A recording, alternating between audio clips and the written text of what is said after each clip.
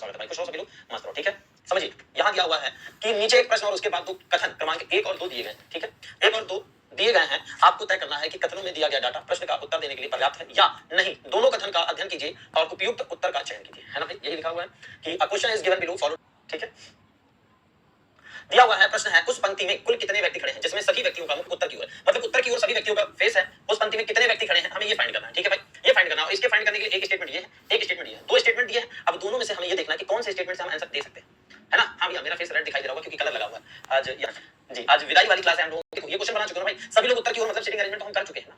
बस उसी से अब इस क्वेश्चन में देखना कि किससे आंसर दे सकते हैं, ठीक है। किससे आंसर दे सकते हैं, how many person R is fourth from the left hand M is second to the right of A and R is second from the left hand, ठीक है। फिर क्या दिया हुआ है, अब भाई अगला स्टेटमेंट है M is fourth from the right hand only 2 person are standing between M and B, M and B, ठीक है। क्लियर, देख लो भाई इंग्लिश वाले 3 चौथे स्थान पर, ठीक है। फिर क्या लिखा है, एम ए के दाईं ओर दूसरे स्थान पर, एम जो है वो ए के दाईं ओर 1 और 2 दाईं ओर दूसरे स्थान पर, और आर बाएं छोर से दूसरे स्थान पर, आर बाएं छोर से दूसरे स्थान पर। तो इधर बाएं छोर से तो पता है, लेकिन क्या दाएं छोर से एम लास्ट है ये पता है क्या। एम की पोजीशन फिक्स है क्या कि ये राइट साइड से यही है, क्यों भाई। तो यहां से हमें बताना है ना कि उस पंक्ति में कुल कितने व्यक्ति हैं, टोटल कितने पर्सन है। तो क्या हम बता पाएंगे कि इस ए से तो पता है कि बाएं साइड से भैया आर सेकंड पे है, ए जो है चौथे पे है और ए के दूसरा एम, लेकिन इधर राइट साइड से पता है कि एम की पोजीशन क्या है, नहीं पता। तो हम इस स्टेटमेंट से आंसर नहीं दे सकते। तो मेरे भाई क्या इस स्टेटमेंट से आंसर दे पाएंगे हम, नहीं दे पाएंगे, ठीक है। अब हमने देखा दूसरा स्टेटमेंट देखा, एम दाईं छोर से चौथे स्थान पर, एम जो है 1 2 3 4, एम दाईं छोर से चौथे स्थान पर है, एम और बी के बीच केवल 2 व्यक्ति। तो एम और बी के बीच तो भैया देखो एम जो है चौथे स्थान पर है, तो एक बार बी के बीच 2, तो एक बार यहां आ सकता है, एक बार यहां आ सकता है। तो क्या अकेले पहला जब सफिशिएंट नहीं था और क्या दूसरा सफिशिएंट है, तो भाई दूसरा भी अकेले नहीं बता सकता। अभी तक हमें राइट साइड से पता है कि क्या दिया है, राइट साइड से दिया, लेकिन हमें क्या लेफ्ट साइड से पोजीशन पता है कि बी वाली पोजीशन कहां है, नहीं पता ना। तो अकेले बी का आंसर सेकंड वाले से भी आंसर नहीं दे सकते और अकेले हम फर्स्ट वाले से भी नहीं। अब हम दोनों को मिला दें, जब पहले और दूसरे को, स्टेटमेंट पहले और दूसरा मिला दें, समझना। तो भाई ये दिया ना कि आर जो है वो दूसरे स्थान पर है और ए जो है वो चौथे स्थान पर है और एम जो है वो ए के दाईं ओर दूसरे स्थान पर है, ठीक। दूसरे स्टेटमेंट से क्या है कि चौथे स्थान पर एम है, तो 1 2 3, एक चौथे स्थान पर एम है, और बोला है कि क्या बी जो है बी वो भाई दूसरे दो, बी जो है एम से 2 स्थान दूर है, मतलब यहां पे 2 या इधर, तो बी या तो यहां बैठे या तो यहां बैठे। लेकिन ये तो पता है कि इतने ही पर्सन बैठेंगे, इससे ज्यादा पर्सन नहीं बैठेंगे। लेकिन ये पता चल गया कि इससे ज्यादा पर्सन नहीं बैठेंगे, तो दोनों को मिलाकर के हम टोटल निकाल सकते हैं। कितने होंगे टोटल, अब देखो 1 2 3 4 5 6 7 8 9, टोटल कितने होंगे, टोटल 9 पर्सन हम बैठाएंगे। तो हमारा ये भैया हमें पता चल जाएगा जब दोनों स्टेटमेंट दिया, ठीक है। क्या दिए होंगे दोनों, तो दोनों के लिए आंसर क्या बनेगा, कथन 1 और 2 दोनों में दिया गया डाटा प्रश्न का उत्तर देने के लिए पर्याप्त है, यानी कि ऑप्शन ए बनेगा, यानी कि ऑप्शन ए बनेगा, ठीक है।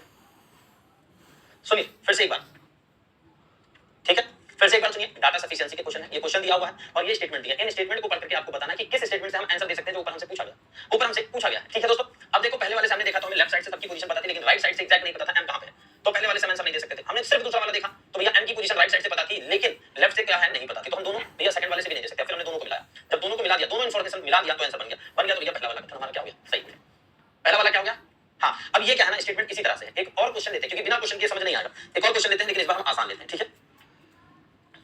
क्वेश्चन देख के मत डरो कि क्वेश्चन बड़ा है। अब जैसे ये देखो यहां दिया हुआ है क्वेश्चन का ये लैंग्वेज है और भाई इसके जो आंसर है ऑप्शंस वो अलग दिए हुए हैं, ठीक है। एक कोड भाषा में समझना मेरे भाई, आसान होगा, पहले समझोगे तब आसान होगा, जब समझोगे तब, बिना समझे तो आसान नहीं होगा ना भाई।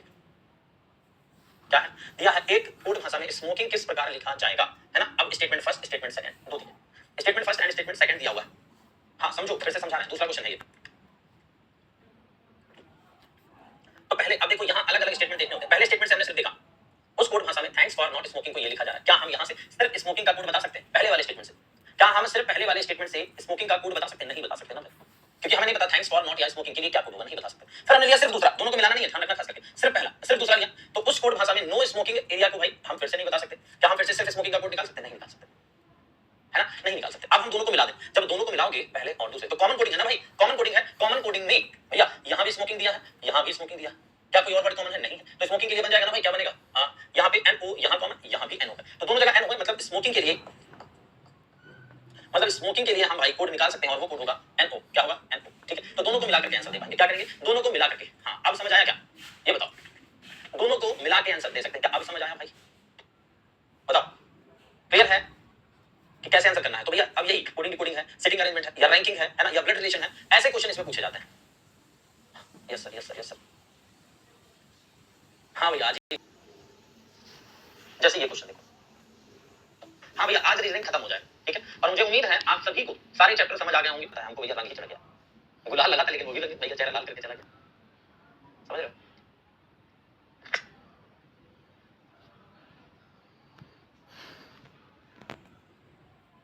खत्म, सब समझ आ गया, बहुत बढ़िया। अब यहाँ देखते हैं क्या दिया हुआ है, एक कोड भाषा में गॉन कैसे लिखा जाता है ना, गॉन कैसे लिखा जाता है हमसे ये पूछा गया है, और statement first, statement second and statement third, तीन स्टेटमेंट दिए इस बार। कितने दिए? तीन दिए। अब तीनों से पहले अलग अलग चेक करना जरूरी है। तीन दिए तो सिर्फ पहले वाले से अगर हम चेक करें, पहले आपको करना यही है, पहले वाले से चेक करोगे तो भैया gone are the day, days के लिए कोड निकाल पाओगे क्या? गॉन के लिए कोड मिलेगा क्या? नहीं मिलेगा ना, नहीं बता सकते।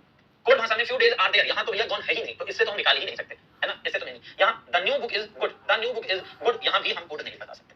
अब क्या देखो, नहीं बता सकते ना। अब हम देखें तो द, अगर गॉन नहीं है कहीं भी तो द अगर पता, आर पता चल जाए, द पता चल जाए, डेज पता चल जाए, तो भी हम निकाल सकते हैं ना भाई। तो यहाँ देखें डेज है, आर है, यहाँ देखें द है। तो अगर हम अब देखो तीनों को मिला दें भाई, जब तीनों को मिला दें, है ना, क्योंकि गॉन अकेला यहाँ है कॉमन, बाकी सबका हमें पता लगाना है, तो यहाँ पे डेज है, आर है, यहाँ दा है ना, तो तीनों के लिए अगर इनका हमें पता लग जाएगा तो तीनों को जब हम मिला दें, पहले एंड दूसरे एंड तीसरे, तीनों को मिला करके हम आंसर निकालें, तभी हम आंसर निकाल पाएंगे। गॉन के लिए कोड क्या होगा? तो यहाँ पे क्या केवल पहला दूसरा? नहीं, केवल दूसरा, या फिर नहीं तो भैया ऑप्शन 1 2 और 3 सभी हमें चाहिए आंसर निकालने के लिए। क्या चाहिए हमें? सारे के सारे स्टेटमेंट चाहिए आंसर निकालने के लिए, है ना।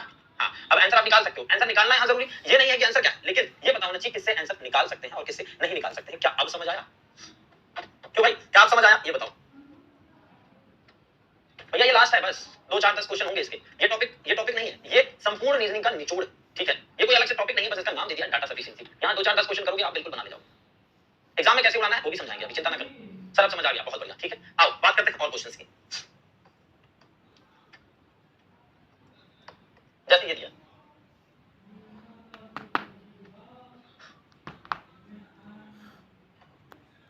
मिला करके भी आंसर ना दिया जाए, या सिर्फ एक से दिया जाए, या सिर्फ 2 से आंसर दिया जाए, ऐसा भी हो सकता है, ठीक है।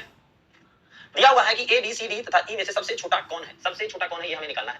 क्वेश्चन नंबर 6 में देखिए, ए बी सी डी तथा ई में सबसे छोटा कौन है, हमें ये निकालना है, हमें ये फाइंड करना है। तो स्टेटमेंट पहला, बी छोटा है सी तथा डी से। अब देखो पहले स्टेटमेंट से, बी छोटा है सी तथा डी से, बी छोटा है सी तथा डी से। तो क्या हम यहाँ पे बता सकते हैं सबसे छोटा कौन है? क्यों भाई, बता सकते हो क्या? क्यों नहीं बता सकते ना भाई? क्यों नहीं बता सकते? क्योंकि हमें ए की पोजीशन के बारे में नहीं पता, ए की पोजीशन के बारे में नहीं पता। अब बी से छोटा भी हो सकता है ए, या बड़ा भी हो सकता है, कुछ भी हो सकता है ना। क्यों भाई, जब इन्फॉर्मेशन नहीं है तो हम क्या बता पाएंगे? नहीं बता सकते, हम नहीं बता सकते। फिर हमने अगर हम दूसरा स्टेटमेंट सिर्फ और सिर्फ दूसरा लेना है, अलग अलग पहले लिया करो, पहले अलग अलग चेक करना है। ए सी से छोटा है, ए जो है वो सी से छोटा है परंतु ई से बड़ा है, परंतु ई से, ए सी से छोटा परंतु ई से बड़ा, ठीक है। अब देखना यहाँ पे क्या भाई, अब हम आंसर बता सकते, तो बी और डी के बारे में इंफॉर्मेशन है नहीं, यहाँ पे नहीं है, तो इससे ये क्या हो गया, हम नहीं आंसर दे सकते।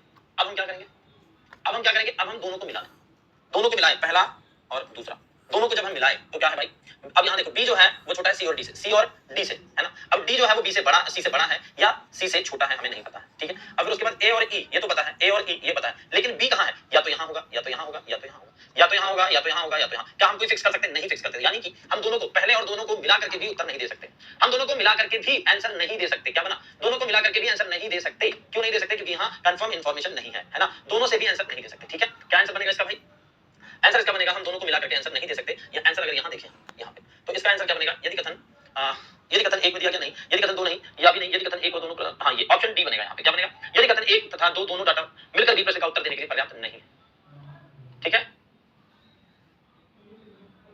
ठीक है, क्लियर है भाई। अब यही क्वेश्चन लो, चौथा क्वेश्चन देख लो, इसी को बना देते हैं,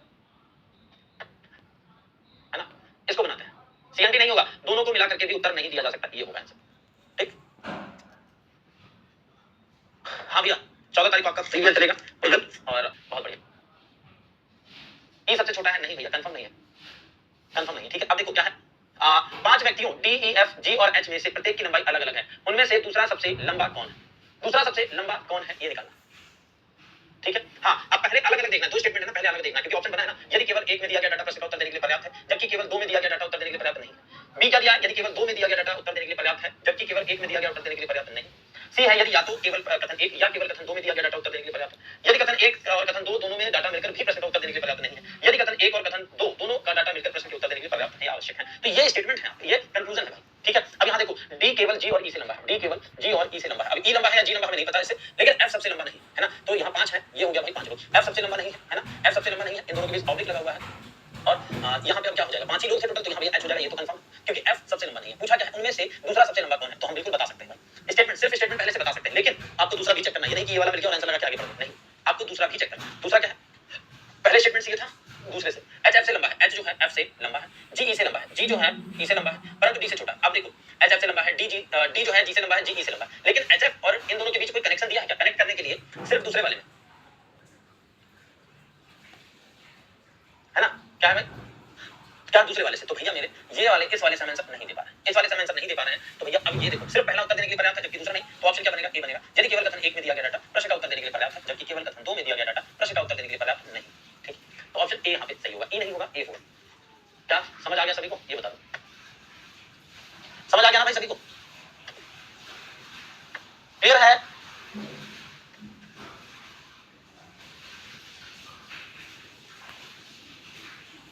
एक कैसे, फिर से समझो, डी केवल जी तथा ई से लंबा है। डी जो है केवल जी या ई इन दोनों से लंबा है। ठीक है, टोटल 5 है तो ये है 1 2 इन। फिर दिया एफ सबसे लंबा नहीं है। एफ सबसे लंबा नहीं है तो एफ यही तो होगा और यही होगा तो एच यहाँ होगा। अब दूसरा लंबा कौन है? एफ ही तो है। तो पहले वाले से तो पता चल रहा है लेकिन दूसरे वाले से आंसर नहीं पता चला। दूसरे वाले से क्यों नहीं पता चला? एच एफ से लंबा है, एच जो है एफ से लंबा है, जी ई से लंबा है, जी ई से लंबा है परंतु डी से छोटा है। लेकिन डी जी ई और एच एफ क्या इनमें कोई कनेक्शन दिया है? क्या कनेक्ट कर पा रहे हैं? नहीं कर पा रहे ना, तो ये तो गलत हो गया भाई। अब हमें दोनों से नहीं मिलाना है, अगर एक से बन जा रहा है तो दोनों को मिलाने की जरूरत नहीं है। ठीक है,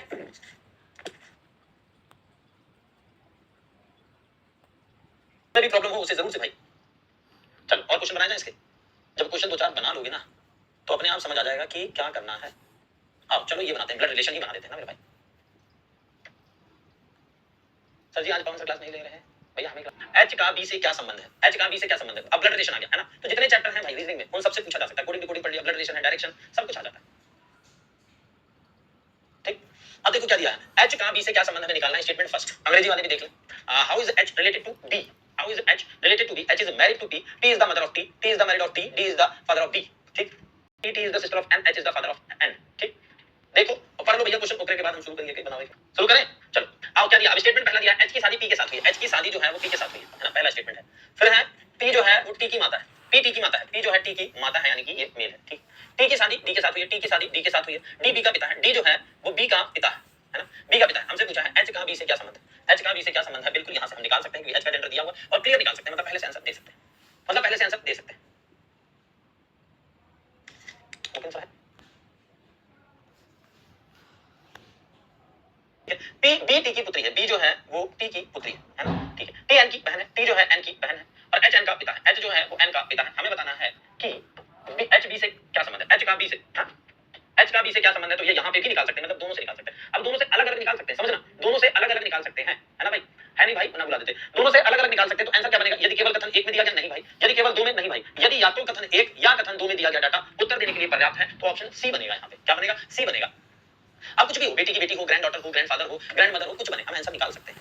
आपको ये जानना है, यहाँ पे क्या जानना है? दोनों से अलग अलग निकाल रहे हैं। जब अलग अलग निकाल रहे हैं तो या तो ये निकालो या तो इसे उठाओ। हम दोनों से आंसर निकाल सकते हैं, हम दोनों से आंसर निकाल सकते हैं। ठीक है, क्या कर सकते हैं? दोनों से आंसर निकाल सकते हैं।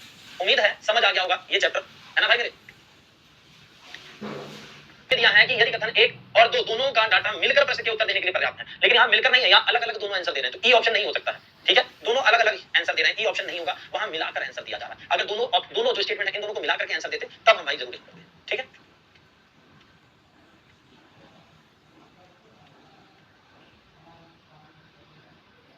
क्लियर है भाई? अब तो क्लियर होगा। चलो आगे बढ़ते हैं और भाई एक क्वेश्चन लगाते हैं ताकि और ज्यादा समझ में आ जाए।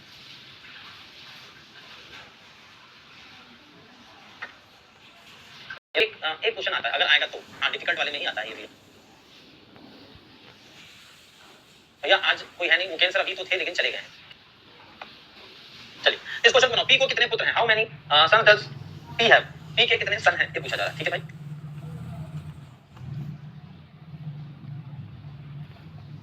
हेलो भैया, सर जी फोन भी नहीं उठा रहे हैं तो अब मुश्किल है थोड़ा सा। अब यहाँ देखो क्या दिया है, पहले स्टेटमेंट से अगर हम देखें, सी भाई है बी तथा ए का, सी भाई है बी तथा ए का, है ना। क्या यहाँ पी को कितने पुत्र हैं हम बता सकते हैं? क्या पहले स्टेटमेंट से पी के बारे में कोई जानकारी दी है? नहीं दी तो हम नहीं बता सकते। दूसरा, पी के 3 बच्चे हैं, पी के 3 बच्चे हैं जिनमें से बी एक लड़की है, जिसमें से बी एक लड़की है, बाकी सब लड़के हैं। बोला है पी को कितने पुत्र हैं, तो यहाँ से पता चला है कि पी को 2 पुत्र हैं। पी को 2 पुत्र हैं तो केवल दूसरे से हम आंसर दे सकते हैं। किससे? केवल दूसरे से हम आंसर दे सकते हैं। वो तो जोड़कर नहीं, दोनों को जोड़कर नहीं, सिर्फ और सिर्फ दूसरे से। किससे भैया? इसके जो स्टेटमेंट दिए हैं कंक्लूजन मतलब आंसर वो यहाँ दिया है ना, यहाँ दिया है। अब क्या देंगे? इस वाले का आंसर होगा यदि केवल कथन 2 में दिया गया डाटा प्रश्न का उत्तर देने के लिए पर्याप्त है जबकि केवल कथन 1 में दिया गया डाटा प्रश्न का उत्तर देने के लिए पर्याप्त नहीं है। ठीक है, उस क्वेश्चन का आंसर ये बनेगा मेरे भाई। ये इसका आंसर क्या बनना? केवल 2। ठीक है, केवल 2। ठीक है भाई, मुझे उम्मीद है ये समझ आ गए होंगे, सारे क्वेश्चन समझ आ गए होंगे। से आ सकता है। ठीक है दोस्तों, किसी भी चैप्टर से बन सकता है और ये सारे चैप्टर आपने बढ़िया से बना लिए। ठीक है, कभी कभी कैलेंडर से या क्लॉक से भी पूछ सकते हैं, कोई वो नहीं है, सब कुछ आपने बढ़िया से कर लिया है और मुझे उम्मीद है सब बेहतरीन तरीके से आप सीख भी गए। एक मिनट को जरा देखें, सर का कॉल आ रहा है। यूट्यूब पे मिलते रहना, आते रहना, बताते रहना कि कहाँ क्या है, सब कोई दिक्कत हो वो भी, और पढ़ाई जरूर करते रहना। सिलेक्शन जरूरी है मेरे भाई, है ना। सारी बातें एक तरफ है लेकिन जो जरूरी है वो है सिलेक्शन। खराब ना जाए, इसके लिए आपको अभी और भाई टाइम देना है, समझ रहे हो? क्योंकि एक हमारे पास जो है, हम हमारे पास जो धन दौलत ये सब छोड़ करके एक टाइम है, और इसी को हम भाई दे करके कुछ सीख सकते हैं, या इसी को खर्च करके हम कुछ पा सकते हैं ना भाई। क्योंकि इससे अनमोल कुछ नहीं है, रुपया पैसा तो कमाना, टाइम के साथ कमाना है, ये चीजें मिल जाती हैं, आ जाती है, लेकिन समय भाई मेरे ना ये कभी नहीं आता वापस, ये ध्यान रखो, समय कभी नहीं आता है। और ये जो समय है ना, ये पीक टाइम है आपका, क्योंकि आपने जितनी मेहनत की है ना भाई इसके लिए, है ना, वो हर किसी का कर पाना, हर किसी का कर पाना भैया मुमकिन नहीं होता, क्योंकि हर किसी के पास ये समय नहीं होता है। जो समय सबसे बड़ी चीज है ना, समय के लिए जो टाइम आपने दिया है, जो हमने दिया, इस चीज को भाई, इस टाइम की वैल्यू को समझना और शानदार तरीके से अपनी तैयारी को, है ना भाई, एक ऊंचाइयों पर ले जाना। कोई भी कितनी भी बार गिरो, लेकिन चलना नहीं छोड़ना है, समझे ना, चलना नहीं छोड़ना, बिल्कुल भी, समझ रहे हो ना मेरे भाई। बस मेरी थोड़ी सी बातों का ध्यान रखना कि चलना नहीं छोड़ना है, चलते रहना है और चलते रहना है। अब कितने भी मतलब क्या कहते हैं, ऊंचाइयों को छू जाओ, उसके बाद भी रुकना नहीं है, क्योंकि ये जिंदगी का नाम ही चलना है ना भाई, चलते रहना है। और जहां तक मुझे मेरा एक्सपीरियंस है, या फिर मैंने अनुभव किया है ना, कि जिस दिन तक आप खाना खा रहे हैं या पानी पी रहे हैं, उस दिन तक आपको मेहनत करनी है। वो आज नहीं, मतलब जो कह देते हैं कि नौकरी पा गए तो ये हो गया, तो आसान हो जाता है, कुछ लाइफ में थोड़ी चीजें आसान हो जाती है, लेकिन जरूरी ये है कि चलते रहना, ठीक है भाई। मेरा टेलीग्राम चैनल है रीजनिंग बाय पवन सर होगा, लेकिन मेरे भाई उस चीज को छोड़ना मत, क्योंकि अगर आप छोड़ दोगे तो ये होगा कि फिर भूल जाओगे। तो छोड़ना नहीं, लगातार लगाते रहना, 2 4 10 क्वेश्चन डेली, है ना, डेली करते रहना। हाँ, बाद में जो भूल जाता हूँ ना, ये मत करना। लाइव पढ़ाऊंगा भाई मेरे, बिल्कुल पढ़ाऊंगा, है ना, जरूरत पड़ेगी आपको ये इसकी। और